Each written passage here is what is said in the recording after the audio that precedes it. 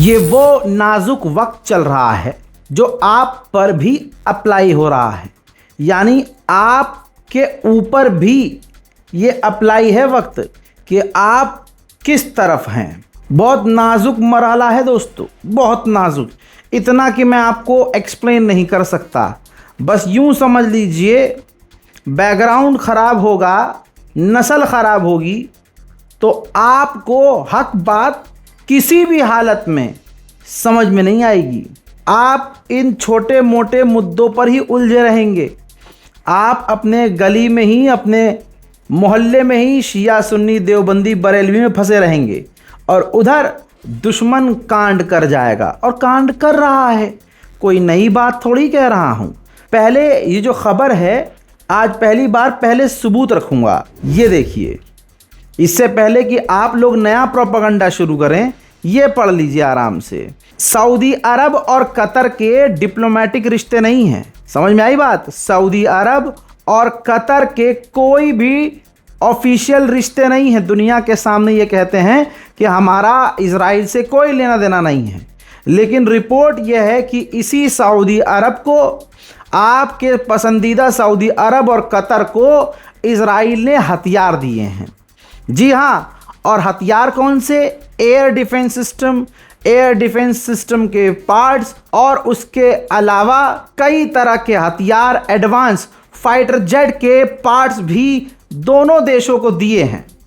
अब दिए हैं, बेचे हैं, कुछ भी कह लीजिए, लेकिन जिन दो देशों में कोई रिश्ता नहीं और दुनिया के सामने वो कहते फिरते हैं खुदा की कसम कि भाई इनसे हमारा कोई वास्ता नहीं। दुनिया एक बार फिर से देख ले कि अंदर खाने क्या चल रहा है। इसके बावजूद आप आपस में लड़ रहे हैं तो आप बेवकूफ़ बनाए जा रहे हैं। पिछले अपडेट में जो मैंने अपडेट दिया, वो अपडेट अब यहाँ पलट गया है, क्योंकि अब अमेरिका और ईरान राज़ी हो गए हैं कि हम बातचीत करेंगे। जी हाँ, लेकिन कुछ बदलाव हैं। पहली बात, दोनों राज़ी हो गए हैं, अमेरिका और ईरान, कि एक दूसरे पर हमला नहीं करेंगे। और जो बात होने वाली थी स्विट्ज़रलैंड में दोनों की, उसका पहला टॉपिक ये था कि परमाणु पर बात करेंगे, यूरेनियम पर बात करेंगे। लेकिन इस जंग के बाद, और ये दोनों ने जब बातचीत की है, इसके बाद अब पहला टॉपिक ये होगा, जब ये मिलेंगे, यानी ट्यूसडे को, आने वाले ट्यूसडे को जो मिलने वाले हैं अमेरिका और ईरान, इसका अब पहला मुद्दा होगा कि स्ट्रेट ऑफ हॉर्मुज की सेफ्टी होनी चाहिए। बहरहाल ईरान और अमेरिका एक बार फिर से ये ऐलान कर रहे हैं कि हम एक दूसरे पर हमला नहीं करेंगे, लेकिन क्या ये बात भरोसे लायक है? वक्त में बड़ी ताकत है, वक्त खुद बता देगा। ऐसे बहुत सारे वीडियोस हैं जो हमको कल मिले और आज भी सामने आए, जिसमें साफ नज़र आ रहा है कि कुवैत और बहरीन में ईरान ने बड़े हमले किए थे कल, और IRGC ने आज फिर से कंफर्म किया है कि हमने 8 अमेरिका के बेस को, जो कुवैत और बहरीन में थे, पूरी तरह से तबाह कर दिए हैं। और बात हकीकत है, जो खबरें आ रही हैं, अमेरिका को बड़ा नुकसान पहुंचा है। ईरानियन टॉप मिलिट्री ऑफिशियल ने कंफर्म कर दिया है कि हम डोमेस्टिक, अपने ही मुल्क में एडवांस हथियार भारी मात्रा में बना रहे हैं, और जो हमारे फ्रेंडली देश हैं, यानी हमारे जो दोस्त देश हैं, मित्र देश, उनसे हम इक्विपमेंट यानी हथियार खरीदने की भी तैयारी में हैं। देखिए, बहुत बारीक बात है, समझिएगा ताकि आप कहीं खड़े होकर बोल सकें। कतर के अंदर अमेरिका का बेस था, बहुत बड़ा बेस, और बहरीन में अमेरिका का सबसे बड़ा मिडिल ईस्ट में नेवल बेस था जो बहरीन के अंदर था। ये पूरी जंग का आपको बता रहा हूं मामला। पूरी जंग में अमेरिका के इन दोनों बेस को ईरान ने पूरी तरह से तबाह किया। जो रिपोर्ट अब आई है, बोल मैंने पहले दिया था, रिपोर्ट अब आई है, इससे रिलेटेड तस्वीर आप ये देख लीजिए।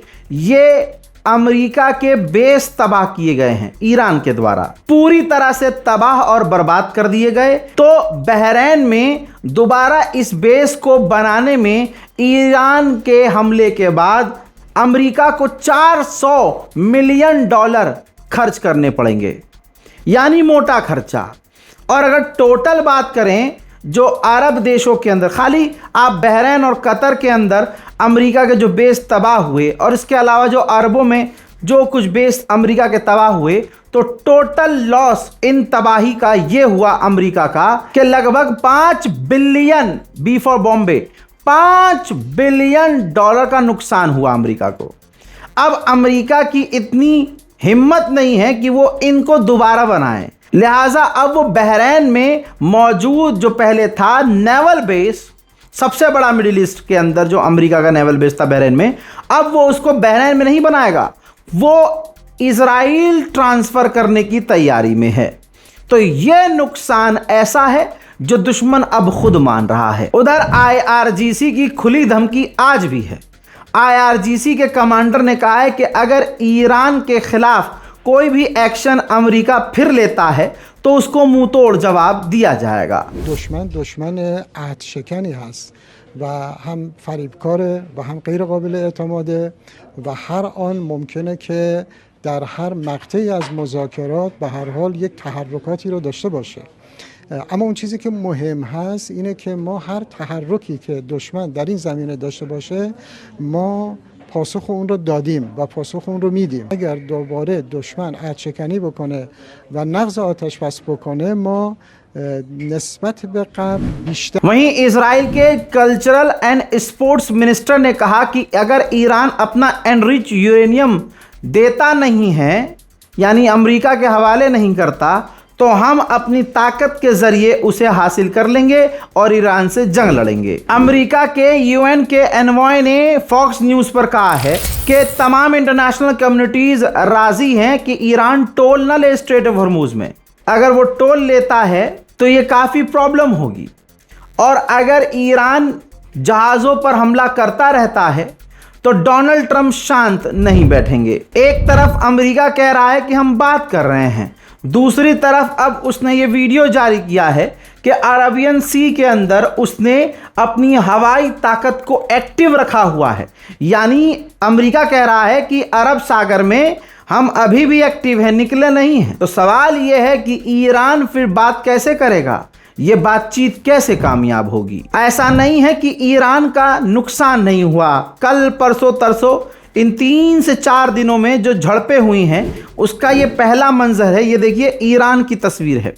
ईरान का anti ship cruise missile system America के हमलों में पूरी तरह से तबाह हुआ है। मेरे दोस्तों, ईरान का न्यूज़ चैनल है फारस न्यूज़ एजेंसी, उस पर यह खबर नहीं है, ओपिनियन देना अलग होता है। ओपिनियन बोले तो जैसे मैं बीच में कह देता हूं ना कि ये मेरा मानना है, ये मेरी सोच है, ये ओपिनियन है। तो दोस्तों, ईरान के एक्सपर्ट्स ने अपना ओपिनियन फारस पर दिया। ये देखिए पूरा आर्टिकल छपा जिसमें ये बोला गया कि अब ईरान की सिक्योरिटी के लिए, ईरान की रक्षा के लिए परमाणु हथियार बनाना होगा। जी हाँ, और ये भी कहा है कि शांति के लिए परमाणु ईरान को लाना होगा, क्योंकि टेबल पे अमेरिका इजराइल के हमेशा जो ऑप्शन रहता है कि जब चाहे ईरान पर हमला कर दिया जाए, वो तभी उनका ऑप्शन बंद होगा, तभी उनके हाथ पैर ईरान पर हमला करने से पहले कांपेंगे जब ईरान के पास यानी हमारे पास परमाणु होगा, तो वो हमला हम पर करने से पहले सोचेंगे। अब जब ये आर्टिकल छपा तो आने वाले कुछ घंटे के बाद आप देखेंगे, और वेस्टर्न मीडिया ऑलरेडी छापना शुरू कर चुका है कि ईरान परमाणु बनाने की तैयारी में है। ऐसे ही यूट्यूबर्स अच्छे खासे व्यूज़ भी छाप लेंगे टाइटल पर ये लिख के कि ईरान बनाएगा परमाणु। लिहाजा वो खबर नहीं है, वो एक ओपिनियन है। किसी गवर्नमेंट ऑफिशियल ने अभी तक ये नहीं कहा है ईरान के कि हम परमाणु बनाएंगे, क्योंकि अभी भी वो आइडियोलॉजी शहीद सैयद अली खामनाई, जी हाँ, उन्हीं की आइडियोलॉजी को फॉलो करते हैं कि परमाणु नहीं बनाना। ईरान से अमेरिका ने जो पाबंदी हटाई उस पर कोई बात नहीं कर रहा है कि ईरान को बड़ी राहत मिली है और ये ईरान की जीत है, जिसके चलते अब पाकिस्तान ईरान से बात कर रहा है कि ईरान के सस्ते तेल और दूसरी चीज़ें ईरान से ख़रीदी जा सकें। इजराइल, ये CCTV देखिए, इजराइल के तेल अवीव और हॉलोन में 2 कार धमाके हुए, टोटल दोनों कार धमाके में 5 इजरायलियों की मौत हो गई है। वहीं जो आप और हम समझ चुके हैं कि इजराइल कभी भी सीज फायर को नहीं मानेगा। ईरान की जो शर्त है कि लेबनान पर इजराइल हमले बंद करे, वो नहीं मानेगा। लाइव एग्जाम्पल है, तमाम इन डील के बावजूद, एग्रीमेंट के बावजूद, सीज फायर को खराब करते हुए इजराइल ने एक बार फिर से लेबनान पर खतरनाक हमले किए हैं। देखिए।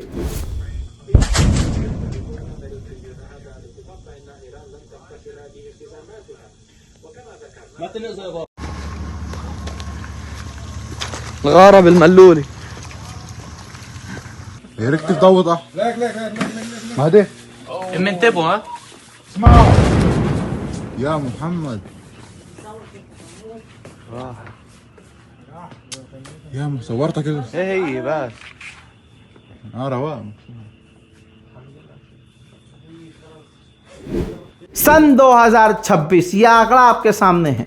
2 मार्च 2026 से अब तक इजराइल लेबनान में 4,247 लोगों को शहीद कर चुका है, 12,195 लोगों को घायल कर चुका है। हजरात, वहीं जो कल मैंने बताया था कि लेबनान और इजराइल की डील करवाई है अमेरिका ने, उसमें लेबनान के राष्ट्रपति ने मुल्क से गद्दारी करते हुए इजराइल को एक तरह से ज़मीन सौंप दी है।